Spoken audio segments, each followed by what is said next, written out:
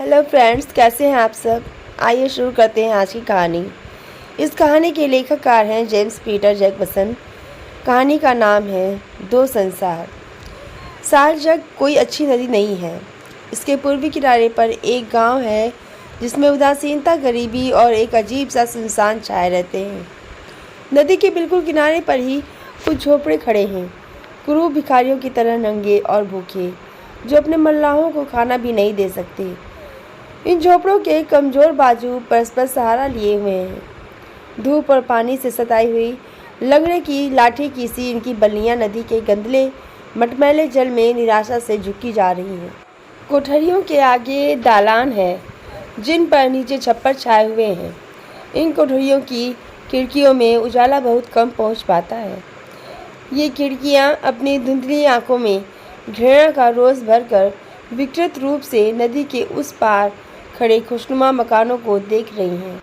वे मकान एक दूसरे से चिपटे हुए नहीं बने हैं, बल्कि एक एक अलग अथवा दो पास पास स्नेही साथियों की तरह जहाँ तहाँ समस्तल पर क्षितिज की झीनी सुनहरी सीमा तक बिखरे हुए हैं। पर उन गरीब घरों में उजाला भी नहीं है।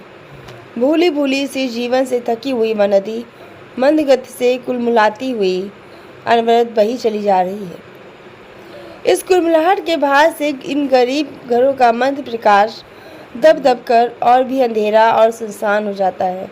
सूरज डूब रहा है। हवा के हल्के झोंके किनारे पर खड़े पतले नलकुलों में से आकर उन्हीं में छिप छिप जाते थे। उस पार से एक टिड्डी दल हवा के इन्हीं झोंकों पर भिनभिनाता हुआ इस पार उड़ आया।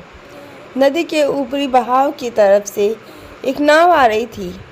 किनारे वाले एक गरीब झोपड़े में दालान के छज्जे पर एक क्षीणकाय दुर्बल औरत खड़ी नाव को देख रही थी। वहाँ ऊपर जहाँ नाव थी, नदी की सतह पर अस्तप्राय सूर्य की परख स्वर्णिम किरणें चमचम करती जैसे सोई हुई थी, और यह नाव जैसे स्वर्ण दर्पण पर तिरती हुई चली आ रही थी।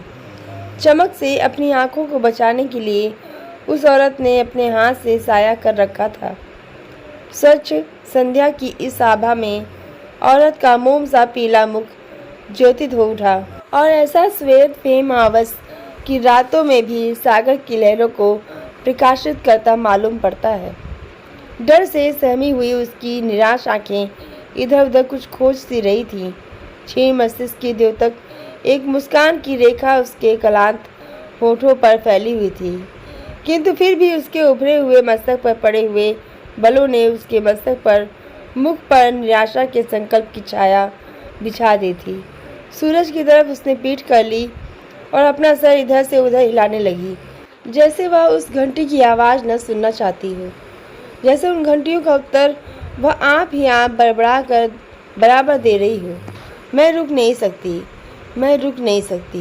किंतु आवाज़ होती ही रही। वह दालान में इधर से उधर टहलने, और ऐसा मालूम पड़ता था कि उसे कोई भयानक पीड़ा हो रही है। उदासीनता की छाया और भी गहरी उठी। वह भारी भारी सांसें लेने लगी। वह जैसे रोना तो चाहती हो पर रो न सकती हो। बहुत बहुत बरसों से वह उठते बैठते सोते जागते एक दूसरे पीड़ा से छटपटा रही थी। उसने एक एक करके अनेक सयानी औरतों की सलाह ले ली थी। कई पवित्र कुंडों का स्नान कर आई थी, पर सब व्यर्थ। अंत में वह सितंबर में सेंट बार्थोलोम्यू की तीर्थ यात्रा करने के लिए गई थी। वहाँ एक काने बूढ़े आदमी ने उसे एक ताबीज़ बताया। एडलवी शीशे का टुकड़ा, कब्रिस्तान की कुछ घास, बालों की कुछ लटें और अर्थी में से खपच्ची लेकर एक पोटली में बांध लो और उस औरत के ऊपर फेंक दो जो स्वस्थ और जवान हो तथा तुम्हारे पास नदी पार करके आए। ऐसा करने से रोग तुम्हें छोड़कर उस औरत को लग जाएगा। अब वह उसी ताबीज़ को अपने शाल में छिपाए खड़ी थी। जब से उसने यह ताबीज़ पहना है, यही सबसे पहली नाव थी जो ऊपर से आ रही थी। वह फिर दालान के छज्जे पर आ खड़ी हुई। नाव इतनी समीप आ गई थी कि उसे साफ साफ दिखाई दे रहा था। उसमें 6 यात्री हैं। वे बिल्कुल अजनबी मालूम हो रहे थे। नाव के किनारे पर मल्लाह अपनी बल्ली लिए हुए खड़ा था। और उसके पास ही एक युवती पतवार लिए उसके आदेशानुसार नाव चला रही थी। युवती पतवार लिए उसके आदेशानुसार नाव चला रही थी। युवती के पास ही एक युवक बैठा उसके नाव परिचालन को देख रहा था। शेष यात्री नाव के बीच में बैठे थे। वह रोगिणी स्त्री छज्जे पर झुक गई। उसके मुख की प्रत्येक रेखा तन गई और उनका हाथ साल के नीचे था। उसकी कनपटियां गर्म हो रही थीं। सांस उसकी वजह से बिल्कुल रुक गई थी। नथुने फड़क रहे थे। आंखें फटी हुई सी थी और इसी दशा में वह नाव के बिल्कुल अपने नज़दीक आने का इंतजार कर रही थी। अब यात्रियों की आवाज़ें कभी कभी कुछ अस्पष्ट और कभी कभी बिल्कुल साफ सुनाई पड़ने लगी थी। सुख, उनमें से एक कह रहा था, एक बिल्कुल प्रकृतिवादी धारणा है। न्यू टेस्टामेंट में आप इस शब्द को एक जगह भी नहीं पा सकते। और निर्वाण, किसी दूसरे ने प्रश्न किया। नहीं। अच्छा तो अब सुनो। फिर किसी तीसरे ने कहा, यह सच है कि आदर्श संलाप वही है जो अपने प्रमुख प्रसंग से बराबर दूर हटता ही चला जाए, पर मुझे ऐसा लगता है कि सबसे अच्छा यह हो कि हम फिर उसी को ले लें जिस पर की बातचीत शुरू की गई है। बहुत ठीक। तो ग्रीक लोग नहीं, पहले फोइनिशियन लोग। आप फोइनिशियन लोग के बारे में जानते ही क्या है? कुछ भी नहीं। फिर भी आखिर हमेशा उन्हें आप लोग क्यों भला देते हैं? नाव अब रोगड़ी के झोपड़ी के बिल्कुल सामने आ गई थी। जैसे ही वह वहाँ से गुजरी, किसी ने अपनी सिगरेट जलाई। युवती का मुख उसके अरुणिम प्रकाश में आलोकित हो गया और उस आलोक में उसका भोलापन, ओठों में छिपी सी मुस्कान तथा आकाश के अंधकार को भेदती हुई उसके नेत्रों की स्वप्निल रहस्यमयी दृष्टि चमक उठी। यकायक वह रोशनी बुझ गई। पानी में किसी चीज़ के गिरने की छप से आवाज़ हुई। नाव आगे बढ़ गई। लगभग 1 वर्ष बाद घनघोर काली घटाओं में सूरज डूब रहा था और नदी की काली काली लहरों के ऊपर एक रक्तिम छाया पड़ रही थी। मैदान के ऊपर शीतल समीर का झोंका बह गया। आज उसमें टिड्डियाँ नहीं थी केवल नदी की कलमल ध्वनि और थी नरकुलों की धीमी सनसनाहट भी। दूर एक नाव बहाव की तरफ चली जा रही थी। नदी के किनारे बूढ़ी औरत पड़ी हुई थी। युवती पर अपना जादू का ताबीज फेंकने के बाद वह बेहोश हो गई थी और उन्माद ने और शायद उस डॉक्टर ने जो हाल में ही उसके पड़ोस में आया था, उसके रोग में एक परिवर्तन कर दिया था। कई महीनों तक उसकी हालत सुधरती रही और अंत में वह बिल्कुल स्वस्थ हो गई।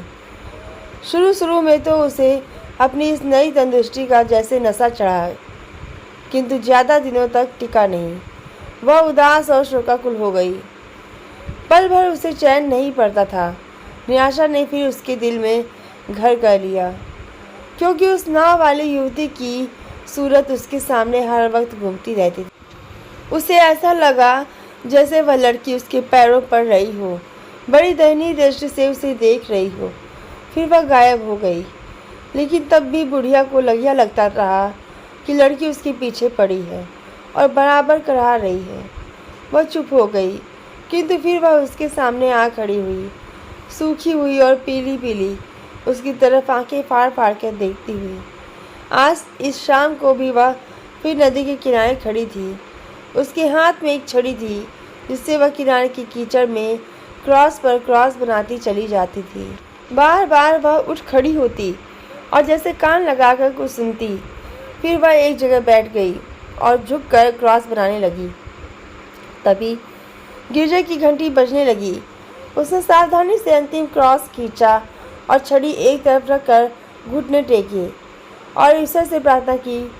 प्रार्थना करने के बाद वह नदी में घुसी और घुसती चली गई, यहाँ तक कि पानी उसके कंधों तक आ गया।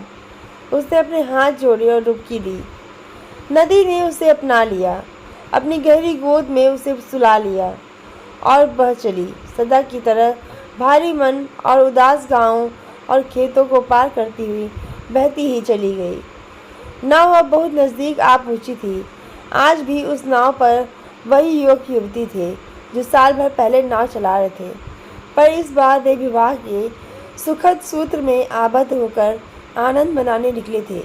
युवक किनारे की ओर बैठा था और युवती नाव के बीच में रुपहला शाल ओढ़े और सिर पर लाल मौर लगाए बिना पालों के मस्तूल के सहारे टिकी हुई गुनगुना रही थी।